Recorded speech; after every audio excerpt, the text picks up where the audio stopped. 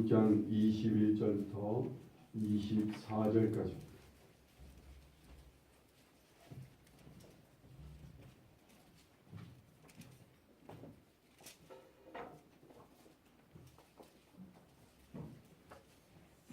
마태복음 16장 21절부터 24절까지 다 같이 함께 목소리로 같이 다 같이 보겠습니다. 이때로부터 예수 그리스도께서 자기가 예루살렘에 올라가 장로들과 대제사장들과 서기관들에게 많은 고난을 받고 죽임을 당하고 제3일에 살아나야 할 것을 제자들에게 비로소 나타내시니 베드로가 예수를 붙들고 강변하여 이르되 주여 그리 마옵소서 이 일이 결코 주께 미치지 아니하리이다. 예수께서 돌이키시며 베드로에게 이르시되 사단아 내 뒤로 물러가라. 너는 나를 넘어지게 하는 자로다. 내가 하나님의 일을 생각하지 아니하고 도리어 사람의 일을 생각하는도다 하시고 이에 예수께서 제자들에게 이르시되 누구든지 나를 따라오려거든 자기를 부인하고 자기 십자가를 지고 나를 따를 것이니라. 아멘. 예수님께서 제자들을 부르셔서 제자들과 함께 지내신 지가 이제 한 3년이 되어갑니다. 3년 동안 예수님은 제자들에게 다 보여주셨어요. 당신이 권능을 행하시고 그리고 또한 당신이 예수님이 어려운 사람들과 함께 하시고 병자들을 고쳐주시고 그리고 함께 먹고 함께 자면서 제자들에게 모든 걸 다 보여주셨습니다. 제자들은 예수님 곁에서 예수님 권세 있는 말씀도 듣고 그분이 행하시는 모든 것을 가장 측근에서 예수님을 보게 됩니다. 이런 상이 이렇게 한 3년이 되고 나니까 예수님께서 제자들에게 물어요. 너희는 나를 누구라 하느냐라고 묻습니다. 그랬더니 대표로 베드로가 대답을 합니다. 예, 주님은 그리스도시요 살아계신 하나님의 아들이십니다 라고 고백하는 거예요. 여러분, 이 고백이 실은 얼마나 획기적인 고백인지 몰라요.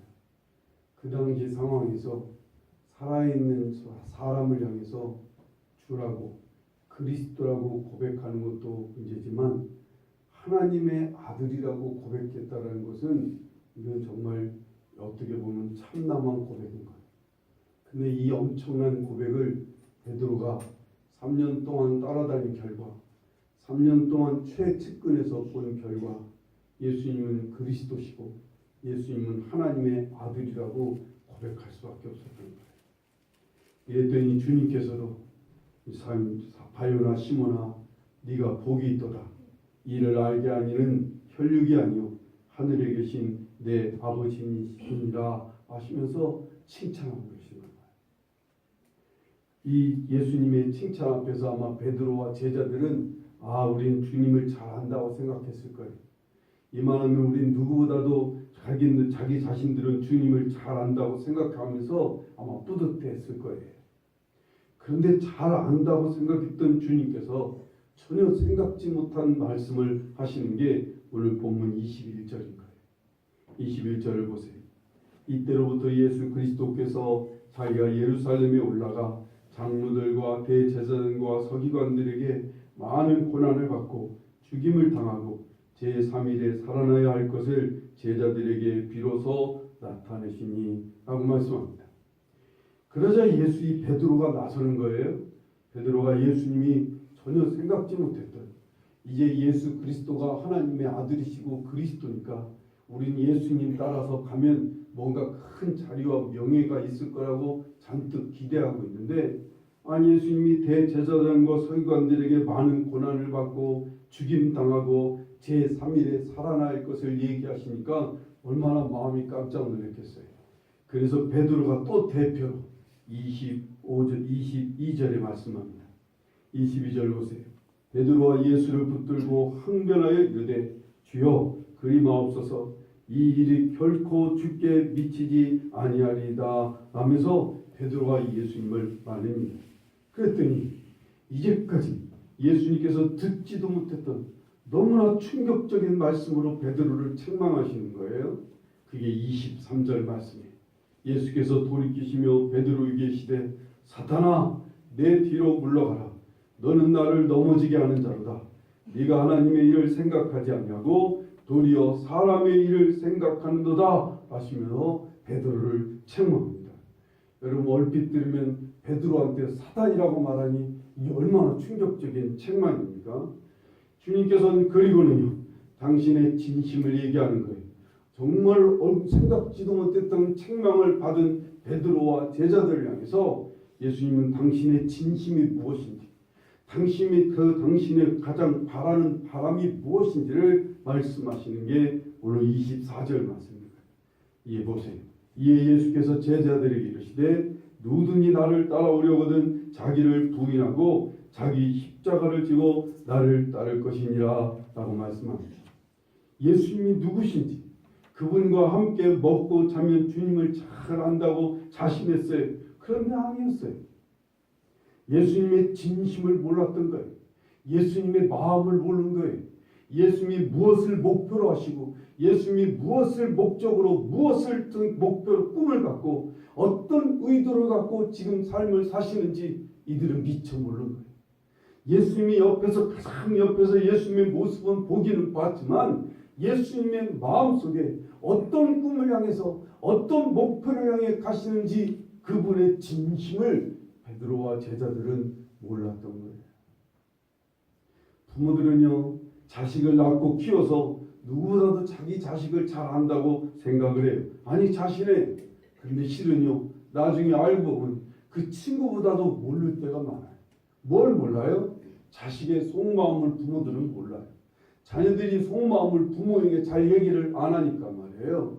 그 친구만큼도 그 자식을 모를 때가 많아요. 이건 역시 자식도 마찬가지예요. 자식들도 부모를 잘 안다고 생각하지만 실은 부모 잘 몰라요. 부모의 꿈이 무엇이었는지, 부모의 속마음이 무엇인지, 부모의 간절한 바람과 마음이 무엇인지 자녀들 많이 아는 것 같지만 실상은 몰라요. 안다고 해도요 부모와 자식이나 각각 자기의 삶을 사느라고 자기의 인생을 살아가느라고 자기를 챙겨야 하기 때문에 자기 자신밖에는 챙길 수가 없어요. 간혹가다 자식을 위해서 자기의 모든 것을 거는 부모들이 있어요. 자기의 모든 직업 다 버리고 자식 뒷바라지 한다고 자식 위해 자기 인생을 다 바치는 부모도 있습니다. 실은 그러나 그건 속으로 그 자녀들을 위해서가 자녀들을 위한 것이기도 하지만 자기를 세우기 위한 그런 일이기도 한 거지. 자식을 잘하는 것, 자식의 마음, 자식이 갖고 있는 그 뜨거움을 그 부모들은 다 몰라요. 제자들이 그랬습니다. 예수님께서 때때로요 당신의 속마음과 당신의 의도와 목표가 무엇인지 무엇을 위해 이 길을 가고 있는지 말씀해 주시지만 제자들은요 그걸 귀담아 듣지 않았어요. 예수님의 목표가 무엇인지, 예수님의 꿈이 무엇인지, 예수님의 바람이 무엇인지, 예수님의 속마음을 스시때때로 제자들은 얘기를 들었어요. 그런데 제자들은 그걸 귀담아 듣지 않아요. 오직 자기 자신들의 자리와 명예와 자기들의 꿈만 생각하느라고 예수님의 그 깊은 마음을, 예수님의 그 깊은 중심을 외면했어요. 듣지 않는 거지. 그래서 예수님을 붙들고 가로막는 거예요. 그래서 예수님을 붙들고 말리는 거예요. 심지어 이 베드로는 항변했다 그랬어요. 이것은 흥분해서 이러는 거지. 예수님이지만 예수님이 죽으시면 우리는 어떻게 됩니까? 아니 우리는 예수님 믿고 여기까지 따라왔는데 예수님이 여기서 죽으신다 그러면 우리는 뭐가 되는 거예요? 절대 그러실 수가 없습니다.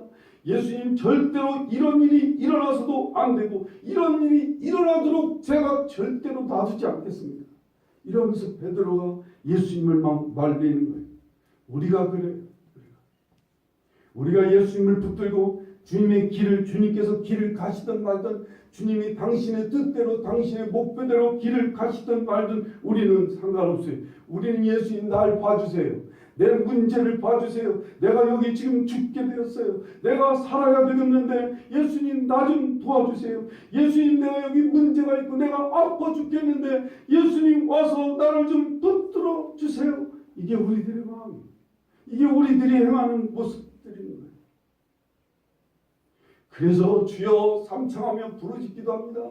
금식하며 기도 부르짖기도 합니다. 새벽이고 밤이고 부르짖으며 주님을 붙들고 주님의 길을 가지 말고 역시 여기 나를 좀 봐달라고, 여기 내 문제를 좀 봐달라고, 여기 내 아픔을 좀 봐달라고 주님을 붙들고 주님을 말리고 우리는 그러고 있어요. 자비하시고 사랑이 많으신 주님의 마음이 얼마나 안타까우실까요? 베드로를 향해서는 사단아 내 뒤로 물러갈지어다 너가 사람의 일을 생각하고 하나님의 일을 생각하지 아니하는도다 라고 책망하셨지만 오늘 우리에게 주님 그렇게 책망하실 수 있겠어요? 만일 여러분 제가 여러분한테 이 사탄 같은 사람이 인간아 이 물러가라 너희들만 생각하고 하나님의 일을 생각하지 않는다고 제가 여기서 말했다면 여러분 오늘 상처를 받고 한번 집에를 돌아갈 거예요. 세상에 어떻게 목사님이 그래도 그랬지 어떻게 나보고 사탄이라고 말할 수가 있어. 그러나 주님께서는요, 그러니까 주님께서 혼자 가실 수밖에 없는 거예요. 이 길이. 바로 이 길을 주님께서 이 길을 가려고 오신 길이거든요. 이 길이 어떤 길? 십자가의 길이란 말이에요. 그 십자가의 길을 가려고 주님은 당신을 부인하고 자기의 십자가를 지고 주님은 가고 있다고요. 주님의 가시는 길이 무엇인데 그 십자가의 길이 무엇이길래 주님은 기어이 이 길을 가시려고 하시는 걸까요? 그 십자가의 죽음을 통해서 예수 그리스도께서 말씀하신 것입니다. 요한복음 10장 10절에 내가 온 것은 도적이 오는 것은 도둑질하고 죽이고 멸망시키려는 것뿐이요 내가 온 것은 양으로 생명을 얻고 또 풍성한 삶을 살게 하려 하심이니라. 당신이 오신 이유가 뭐예요? 양으로 생명을 얻게 하시려고 오셨다는 거예요. 누가복음 19장 10절에 인자가 온 것은 잃어버린 자를 찾아 구원하려 오심이니라. 예수님이 이 땅에 오신 것은 잃어버린 사람을 찾아서 구원하려고 오셨다는 거예요. 예수님은 이 땅의 모든 사람이 생명을 얻고 구원받게 하시려고 자기를 버리고 십자가에 죽으시려고 오신 거예요. 우리를 위해 화목제물이 되어서 우리의 죄값을 치러야만 우리가 생명을 얻을 수 있거든요. 우리가 구원을 받을 수 있거든요. 그러니까 반드시 이 죄값을 치르기 위해서는 십자가에 죽으셔야만 되는 거예요. 그래서 우리 예수님은 기꺼이 이 십자가의 길을 가시는 거예요. 오늘 여러분과 제가 생명을 얻고 구원받아야 되기 때문에 생명을 얻고 구원받으려면 죄사함을 받아야 되니까 이 죄값을 치르기 위해서 예수님은 그 십자가의 길을 가야만 됐다고. 이 길은 가도 되고 안 가도 되는 길이 아니었어요. 하나님께서 정하신 하나님의 일이었어요. 그래서 반드시 가야만 하는 길인 거예요. 여러분이 지금 당장 배불리 먹고 우리가 잘 살고 성공하고 출세하고 부자 되는 것이 중요한 것이 아니라 여러분에게 생명을 얻게 하려고 여러분이 구원받게 하려고 십자가의 길을 가야만 하는 것이 예수님. 생명을 얻는다는 게 뭐예요? 생명을 얻는 하나님과 끊어진 사망의 상태에서 하나님과 연결이 되어지는 거예요. 여태까지 하나님과 교통하고 싶어도 교통할 수 있는 생명이 없었어요. 우린 죽어 있었어요. 우리의 영혼이 죽어 있었다고요. 이 영혼을 살게 하셔서 하나님과 나 사이가 거의 교통할 수 있는, 교제할 수 있는 그런 통로가 열리게 된 것이 이게 생명을 얻는 거예요. 구원을 받았다는 건 뭐예요? 우리가 죄악 가운데서 하나님 우리를 예수님이 건져주시는 거예요. 죄악에서 어떻게 건져주셨어요? 예수님이 대신 죄값을 치러주셔서 우리를 죄악에서 건져내셔서 하나님 앞에 나아갈 수 있게 해주시는 거예요. 그걸 구원이라는 거예요. 그냥 쉽게 말하면 이 죄악에서 건져갖고 하나님 앞에다 딱 갖다 놓는 거예요. 이게 구원받은 거예요. 우리 성도들이 그냥 구원받은 건 천국이라고 자꾸 연결시켜서 참 골치 아픕니다. 구원받았다는 것은 죄악에서 건져나 하나님 앞에 우리를 갖다 놓는 거예요. 그렇게 갖다 놓기 위해서 문을 열어놓으시는 거예요. 그 문을 열어놓으신 것이 뭐예요? 생명인 거예요. 생명. 그래서요, 우리 하나님 앞에 나아가면 뭐 하려고 하나님 앞에 갖다 놓는 거예요, 우리를요? 하나님과 교제하면서 하나님이 주시는 그 놀라운 평안, 그 은혜를, 그 복을, 그것을 다 얻게 하시려고 주님은 우리에게 그렇게 구원받고 영생 생명을 얻게 하시는 거예요. 하나님이 주시는 그 진정한 기쁨만, 하나님이 주신 그 행복을 진심으로 누릴 수가 있기에, 그래서 풍성한 삶을 살 수 있기에 우리를 그래서 그렇게 생명과 구원을 얻게 하시는 거예요. 이것은 반드시 해야 되는 일이었어요.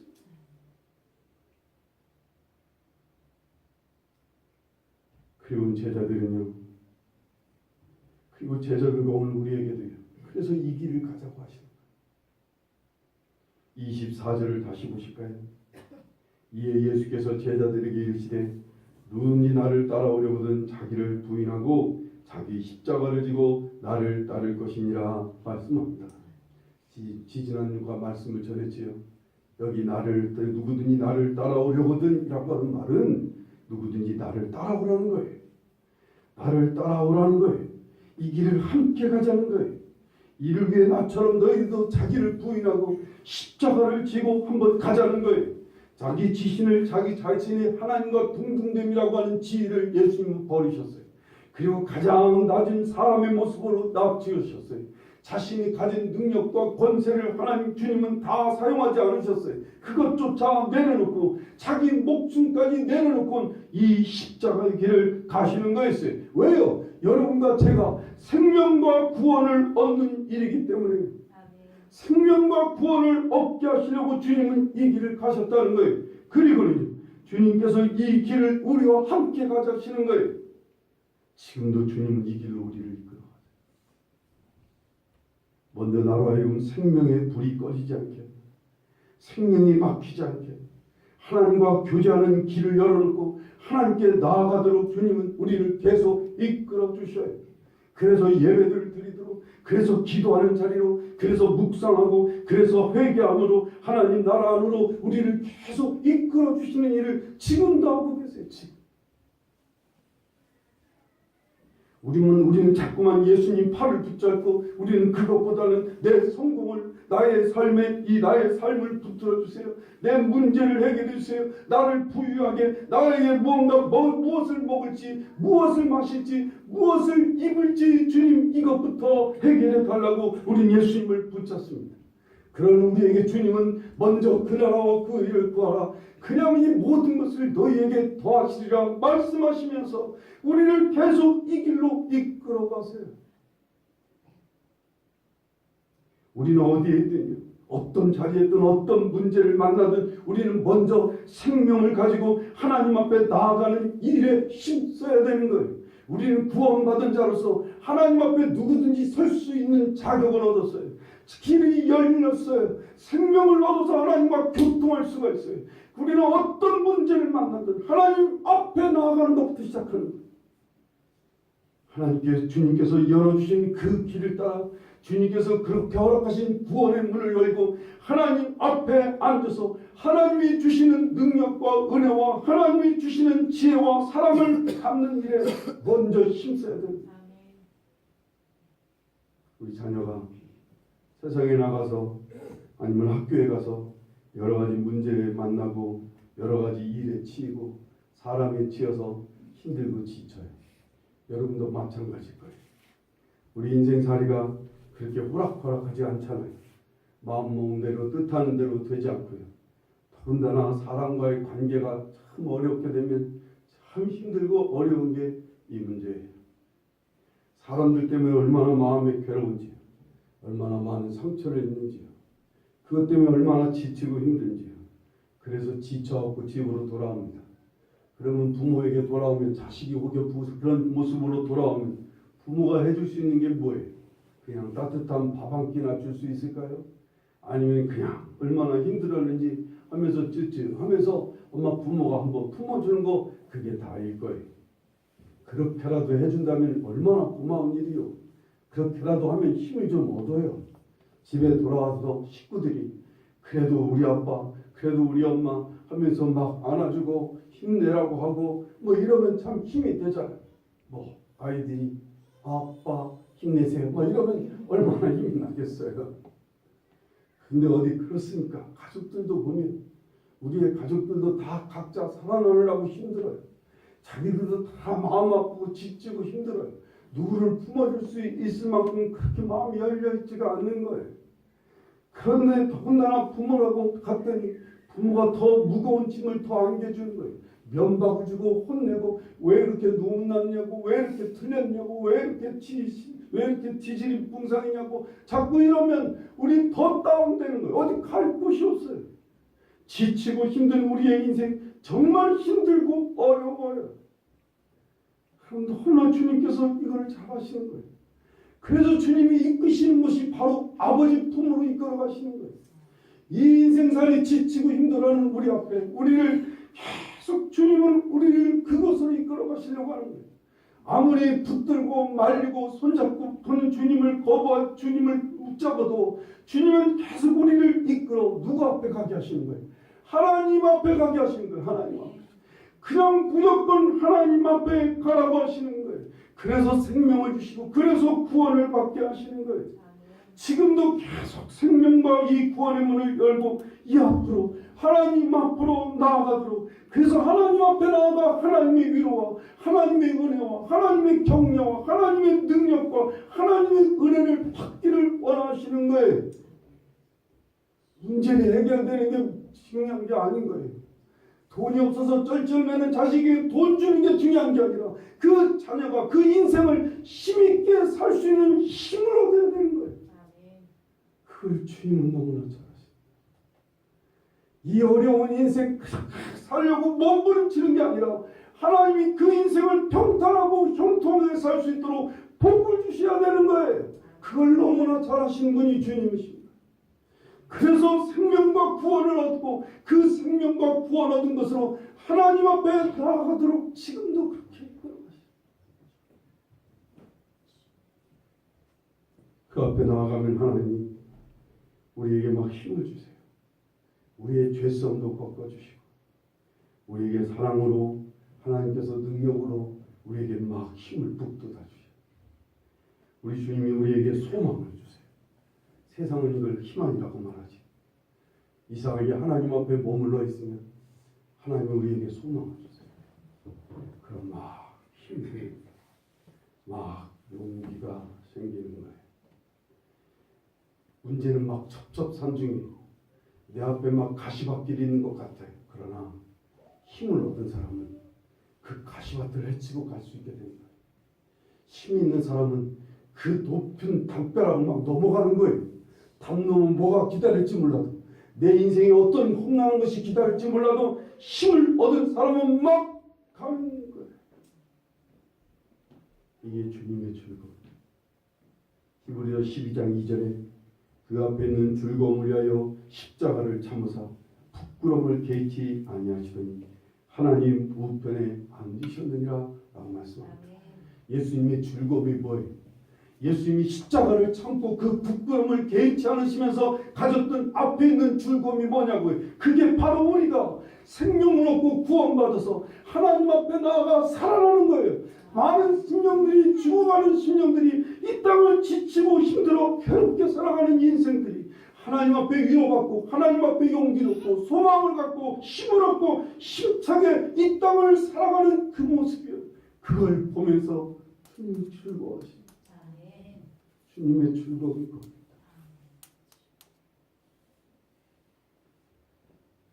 그리고 주님께서요 우리 보고 따라오시라는 것이 있어요. 바로 우리도요 사람들이 생명을 얻고 구원받게 하는 길로 우리를 이끌라고 합니다. 우리 부모가 자식에게 해야 될 가장 중요한 게 뭐예요? 자식에게 줄 수 있고 가족에게 해야 될 가장 중요한 의무가 자녀에게 예수님을 믿고 생명을 얻고 구원받게 해야 되는 거예요.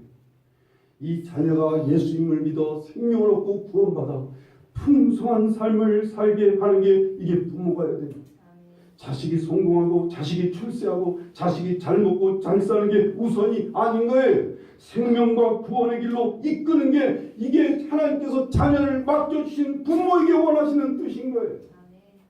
부모가 해야 될 가장 첫 번째 의무는 내 자녀로 하여금 생명과 구원받고 하나님 앞에 나아가 풍성한 삶을 살게 하는 거예요. 우리가 사업하고 직장 다니고 학교에 다니고 이웃과 관계를 가지며 해야 될 가장 중요한 일이 바로 뭐예요? 그들에게 예수님을 따라서 예수님이 주님께서 주님과 함께 주위 사람들을 생명과 구원의 길로 이끌어가는 거예요. 그들이 예수님을 믿도록, 그들이 예수님을 믿는 사람이면 그들이 생명과 구원받고 하나님 앞에 나아가도록 그들을 이끌어가는 거예요. 그러기 위해서 나누는 거예요. 그러기 위해서 섬기는 거예요. 그러기 위해서 사랑하고, 그러기 위해서 가르치고, 그러기 위해서 그들을 권면하는 거예요. 그래서 그들이 하나님 앞에 나아가 하나님께서 주신 그 풍성함을 누리도록 하는 거예요. 많은 신앙인들이요, 신앙생활의 목표가 무엇이냐고 하면 대부분의 많은 크리스찬들이 아주 쉽게 말하기를 예수님을 닮는 거라고 그렇게 얘기해요. 그래서 예수님처럼 살려고 막 애를 써요. 가난하고 병들고 어려운 소자들을 돌보고 자기 자신도 철저히 가난하게 살면서 이렇게 사는 것이 주님을 닮는 것이라고 그렇게 생각해요. 세상 사람들은, 안 믿는 사람들은 왜 니들은 예수 믿는다면서 왜 예수님처럼 살지 않느냐고, 왜 너희들은 왜 예수님처럼 그렇게 가난하고 병들고 어려운 사람들을 돌보면서 왜 그렇게 너희들도 가난하게 살지 않냐고 우리를 막 손가락질하고. 예수님 닮는 것이 신앙생활의 목표가 아니에요. 신앙생활의 목표는 뭐예요? 예수님을 따르는 것이 신앙생활의 목표입니다. 예수 그리스도를 쫓아 사람들로 하여금 생명과 구원을 얻게 하는 거예요. 사람들로 하여금 생명과 구원을 얻도록 이끌어가는 거예요. 예수 그리스도와 함께 예수 그리스도께서 가신 이 기대로, 이 목표대로 우리도 주님을 따라 사람들을 생명과 구원을 얻도록, 그리고 하나님 앞에 나아가도록 이끌어주는 거예요. 요즘이 사순절이에요. 고난주간이 다가옵니다. 그러면 많은 사람들이 이 고난주간 사순절에는 금욕하고 금주하고 미디어 금식도 하고 사치와 향락을 자제하면서 자기 자신을 철저하게 절제하면서 살아. 근데 제가 볼 때는 더 중요한 것이 주님께서 그토록 원하신 생명과 구원의 문을 열어주신 그 문을 따라 하나님 앞에 더 가까이 가는 게 더 중요하다고. 하나님 품 밑에 앉아서, 하나님 무릎 앞에 앉아 가장 가까이 주님 앞에 들어가 주님과 깊은 교제, 주님과 깊은 만남을 갖는 게 주님의 더 큰 즐거움이라고 저는 믿습니다. 사람들로 하여금 하나님 앞으로 이끌어주는 거예요. 많은 사람들의 생명과 구원을 만들게 하도록 그들을 이끌어주는 게 이게 더 귀한 일이라고 봐요. 우리가 예수님처럼 금욕하고 금지하고 절제하는 것보다도 그것도 하면 좋겠지만 정말로 중요한 것은 생명과 구원을 얻게 하신 주님 따라 예수 그리스도를 쫓아서 하나님 앞에 바짝 나아가는 사람들 하여금 바짝 주님 앞에 가도록 이끌어주는 거예요.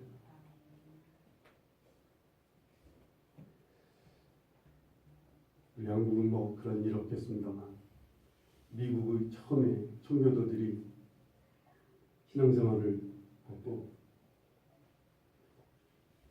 이 고난주간 사순절 기간이 되고 고난주간이 되면 직원들에게 다 휴가를 주는 거예요. 자기 그 공장 사람들에게 일을 쉬게 합니다. 그리고 이 한 주간은 오로지 하나님 앞에 엎드리라고, 오로지 하나님과 함께 귀한 시간을 가지라고 그들에게 휴가를 줬어요. 그래서 초대 기독교, 미국 초대 그 청교도 때는요, 고난주간이 되면 백성들이, 국민들이 다 교회로 모여서 예배를 드리고 기도하고 금식하고 그런 일이 있었어요. 그게 우리 주님이 원하시는 뜻 아닌가. 주님께서 얼마나 즐거워하실까요?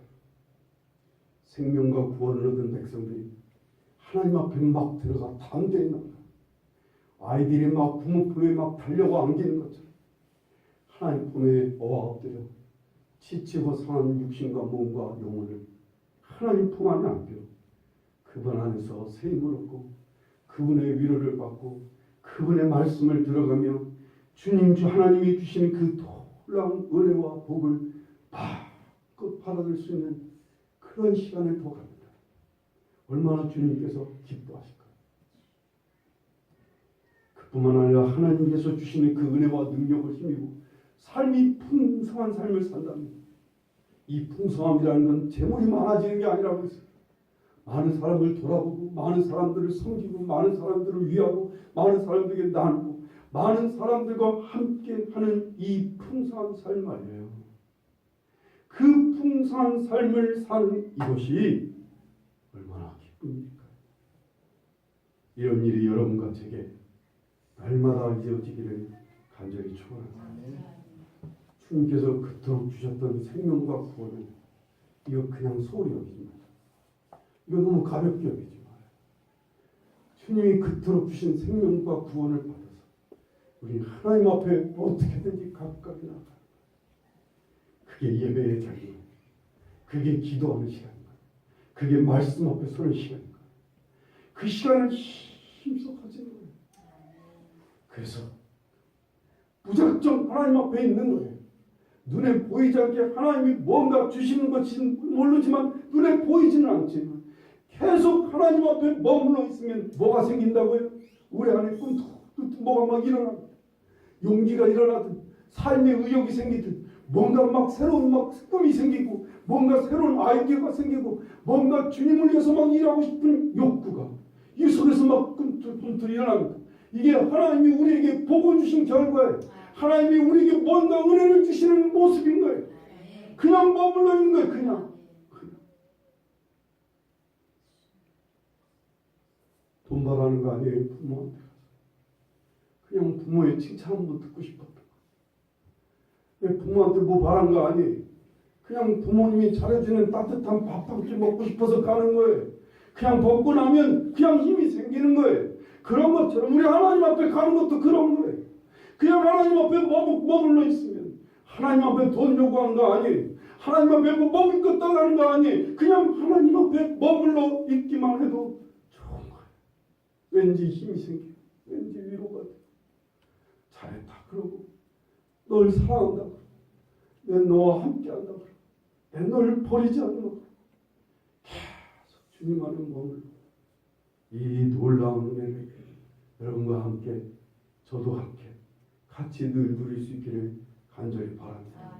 그리고 할 수만 있으면 여러분 주위 사람들을 이 생명과 구원을 얻는 길로 이끄실 수 있기를 바라요. 그게 우리가 해줄 수 있는 최고의 사랑이고 우리가 줄 수 있는 최고의 선물이고 우리가 해야 될 가장 귀한 일이고 가장 우선의 일인 거예요. 내 자녀에게 먹을 것 주는 게 중요한 게 아니라 내 자녀가 생명과 구원을 얻고 하나님 앞에 나아갈 수 있도록 이끌어주는 거. 이것만큼 귀한 부모의 일이 없어요. 이거 하느라고 날마다 몸부림치고 기도하고 하나님 앞에 엎드려 내 자녀를 하나님 생명과 구원의 길로 이끌어 달라고 아버지 앞에 나아올 수 있게 달라고 기도하는 거예요. 그래서 나뿐만 아니라 우리 가족이 생명과 구원의 문으로 들어가 하나님 주시는 그 은혜와 복을 마음껏 누려 오늘 이 땅을 풍성케 하는 여러분 주위를 풍성케 하는 여러분의 가정이 될 수 있기를 간절히 축원합니다. 기도하시죠.